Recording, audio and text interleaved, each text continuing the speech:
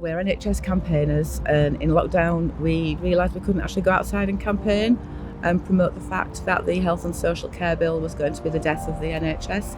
So we decided we'd try and get the message out by embroidering handkerchiefs and making quilts and asking people to express how they felt about this in quilt panels that we would contribute then to a larger quilt.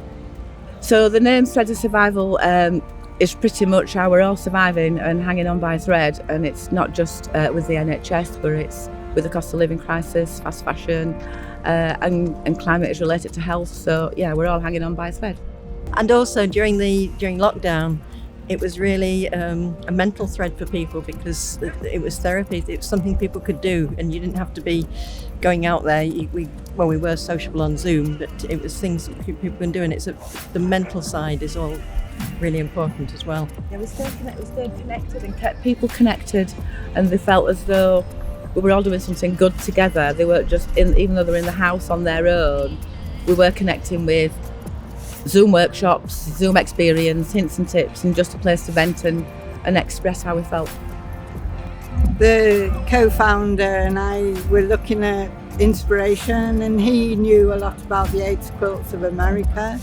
So we researched those, and we sent round photos to all the different people who wanted to join in as inspiration. And we also found the arpilleras from Chile, from when Pinochet was threatening the local population with his soldiers, and people, especially the women who'd lost husbands, sons, brothers, would embroider and applique pictures into coffee sacks and turn them inside out, or the right side, so they would embroider the wrong side and turn them inside out when the soldiers came, so that they wouldn't be discovered depicting all these atrocities with guns and blood. And they sent them to Catholic churches in the West, so that people would know what was happening there. And we wanted people to know what was happening to the NHS, so that was a good role model for us. Whoever pays the piper chooses the tune, and more people are being stopped from speaking truth to power, and it's a dangerous precedent that we seem to be going down, but we're trying to use other methods of communication other than speech. And reaching a new audience as well. We're not just preaching to other NHS campaigners, we're actually reaching an audience that didn't know anything that was happening in the NHS. They just feel that the NHS is always there for them, and they criticise the fact A&Es are at capacity, the hospitals are folding at the seams, when in actual fact A&Es have been downgraded and hospitals have been downgraded. A&Es turned into walk-in centres. That's why it's on its knees.